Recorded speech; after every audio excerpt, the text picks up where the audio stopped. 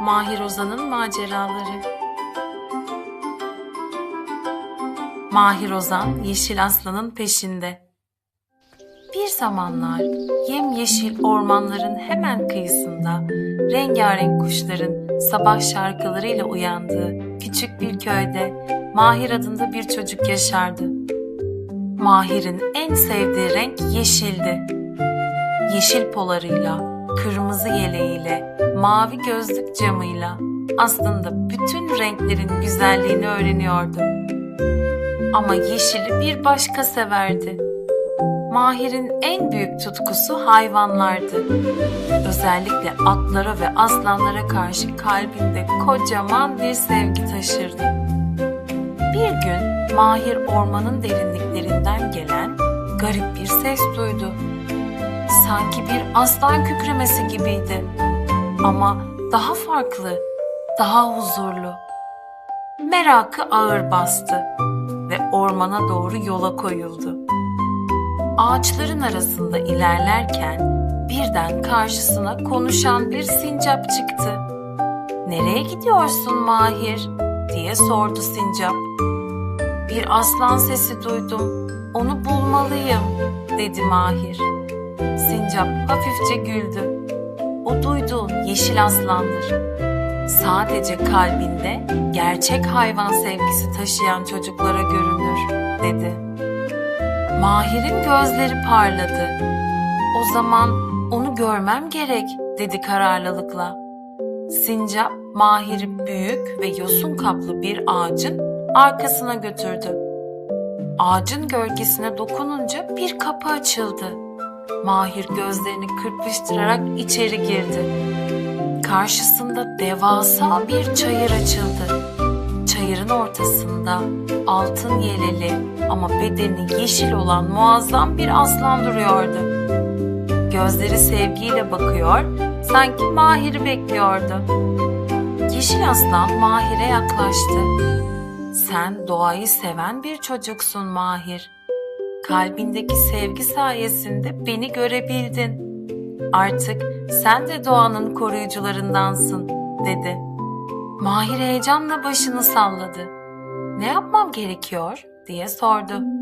Yeşil aslan Mahir'e küçük bir asma yaprağı verdi. "Bu yaprak seni her zaman hayvanların kalbine ulaştıracak. Onları anlamak, korumak ve sevmek senin görevin olacak," dedi. O günden sonra Mahir sadece kendi köyünün değil, bütün ormanın kahramanı oldu. Hayvanlar onu tanıdı, insanlar onu dinledi ve Mahir içinde hayvan sevgisi taşıyarak büyüdü. Gök yeşile, yürek sevgiye dönsün diye. Gökkuşağının ardındaki sır. Bir sabah Mahir, aslan dostu Arya ile birlikte çiçeklerin arasında oyun oynarken gökyüzünde kocaman bir gökkuşağı belirdi. Arya heyecanla sordu. "Gökkuşağının sonunda ne olduğunu hiç merak ettin mi Mahir?" Mahir gözlerini kocaman açtı. "Orada ne var dersin Arya?" Tam o sırada sarı tüylü, kurnaz gözlü bir tilki ortaya çıktı. Tilkinin adı Zilo'ydu. Zilo, Mahir'in dostuydu ve ormanda duyduklarını her zaman heyecanla anlatırdı. "Gökkuşağının sonunda gizemli bir su kaynağı varmış," dedi Zilo. "Ama bu su kaynağı sadece doğayı sevenlerin kalbini dinleyebiliyormuş." Mahir'in kalbi heyecandan hızlandı. Arya ile göz göze geldi. "O zaman gitmeliyiz," dedi. Yola koyuldular. Yanlarına Zilo'yu, bir de Melis adını verdikleri beyaz bir tavşanı da aldılar. Yolda karşılarına şarkı söyleyen mavi kuşlar, uyuklayan bir kaplumbağa ve sarmaşıklarla sarılmış dev bir ağaç çıktı. Her biri Mahir'e bir bilmece sordu. Kuşlar dedi ki, "Her sabah güneşe bakar ama ışığı yutmaz. Bu nedir?" Mahir hemen bildi. "Çiçek," dedi heyecanla. Bu sefer de kaplumbağa sordu. "Ne kadar hızlı koşarsan koş, onu geçemezsin. Arya homurdandı. Gölgen dedi. Ağaç kükredi. Kim ki göğe uzanır ama hiç yürümez. Zilo zıpladı. Dağ diye. Bilmeceleri çözen Mahir ve arkadaşları gökkuşağının altına geldiler. Orada yeşil ışıklarla parlayan bir gölet vardı. Göletin yüzeyinde Mahir'in gülümseyen yansıması belirdi. Gölet konuştu. Sen doğayı seven bir çocuksun Mahir. Dostlarınla birlikte kalbinin sesini dinleyebildiğin sürece her yol sana açılır. Mahir gölete baktı, sonra Arya'ya sarıldı. Burası bizim içinmiş, dedi. Ve o an Mahir sadece yeşili sevmediğini, aynı zamanda yeşilin ona yeni kapılar açtığını da anladı. Rüzgarın şarkısı. Mahir bir sabah uyandığında ormanın alışıldık seslerinden biri eksikti. Ne kuşlar ötüyordu, ne de yapraklar fısıldıyordu. Hava durgundu ve rüzgar yoktu. Arya sessizliğin içinde kulaklarını dikti. Rüzgar kaybolmuş Mahir. O olmazsa orman uyur, gökyüzü susar.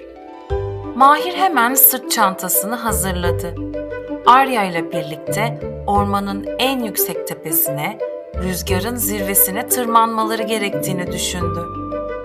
Tilki Zilo ve tavşan Melis de yine yanlarına katıldı. Yol boyunca sessizlik öyle yoğundu ki Mahir'in kalbi her çıtırtıya kulak kesiliyordu. Nihayet zirveye ulaştıklarında dev bir çınar ağacının dallarında hareketsiz duran bir figür gördüler. Bu rüzgar kuşu Arse'ydi. Kanatlarını kapatmış, içine doğru kapanmış halde duruyordu. Mahir yaklaştı ve Arse'ye fısıldadı. "Neden sustun?" dedi. Arse yaklaşarak, "İnsanlar doğayı dinlemiyor artık. Benim şarkımı duyan kalmadı. Bu yüzden uçmuyorum," dedi. Mahir düşündü, sonra sırt çantasını açtı, içinden tahta bir flüt çıkardı. Mahir doğayı sevdiği kadar müziği de severdi. Flütünü dudaklarına götürdü ve yeşil rüzgarın melodisini çalmaya başladı. Arya kuyruğuyla ritim tuttu, Zilo ıslık çaldı, tavşan Melis de dans etti. Arse'in gözleri parladı. "Bu doğanın şarkısı," dedi. Kanatlarını açtı, havalandı ve o anda tepeden aşağıya doğru serin ve canlı bir rüzgar esmeye başladı. Ağaçlar kımıldadı, kuşlar ötmeye başladı. Yapraklar şarkı söyledi. Rüzgar tekrar ormana dönmüştü. Arsey, Mahir'in yanına indi ve kanadının ucuyla onun alnına dokundu. "Sen doğayı duyan çocuk Mahir. Rüzgar artık senin melodini taşıyacak," dedi. O günden sonra her esen rüzgarda bir melodi duyulur oldu. Ve herkes bildi ki Mahir ve dostları doğaya kulak verenler oldukça orman asla susmazdı.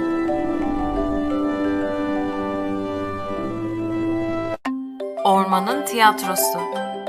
Mahir o sabah gökyüzüne baktığında bulutlar garip bir şekilde toplanmıştı ve rüzgarın sesi biraz tedirgindi.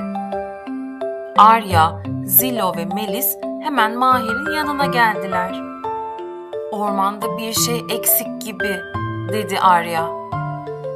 "Ne zamandır hayvanlar bir araya gelmiyor," dedi Zilo. "Ne gülüş var ne de şarkı." Mahir düşündü, çevresine baktı. Ağaçlar, kuşlar, çiçekler ve hatta taşlar bile sessizdi. İçine kapanmış gibiydiler. O an aklına bir fikir geldi. "Bir tiyatro kuracağız," dedi Mahir. "Her canlı kalbindeki sesi sahnede anlatacak. Tüm ormanı dolaşıp haber saldılar. Papağanlar afişleri astı, sincaplar kostümleri dikti, baykuşlar ışıkları hazırladı. Arya sahnenin ortasına büyük bir yaprak platform taşıdı. Sahne artık hazırdı. Tiyatroda ilk konuşmayı Mahir yaptı. Bu ormanda herkesin bir hikayesi var. Bugün doğa konuşacak. Sıra performanslara geldiğinde ormanın kenarından yavaşça bir hayvan çıktı. Minik ve ürkek adımlarıyla zarif bir fil göründü. Adı Asya'ydı. Sessizliğiyle tanınırdı ama bugün ilk kez konuşacaktı. Sahneye çıktı, derin bir nefes aldı ve şöyle söyledi. Ben sessizliğin içindeki melodiyim. Dinlemeyi öğrendiğimde ormanı daha çok sevdim. Asya'nın sözleri tüm ormanı etkiledi. Hayvanlar birbirine baktı, gözlerinde pırıltılar vardı. Hep birlikte alkışladılar. Yapraklar bile alkışlıyormuş gibi titreşti. Tam herkes sahneden çekilecekken Mahir elini kaldırarak "Bekleyin, ormanımızın ozanı henüz konuşmadı," dedi. Sahnede sessizlik oldu. Ozan bilge bir kaplumbağaydı. Herkes kenara çekilirken ağır adımlarla sahneye çıktı. Etrafına baktı ve şöyle söyledi. Hikayeler bizi birbirimize bağlar. Kalbini açan her canlı bir yıldız gibi parlar. O gece gökyüzü değil, ormanın içi yıldızlarla doluydu. Tüm orman sessizce başını eğdi. O an doğa, dostluk ve hikayeler aynı anda nefes aldı.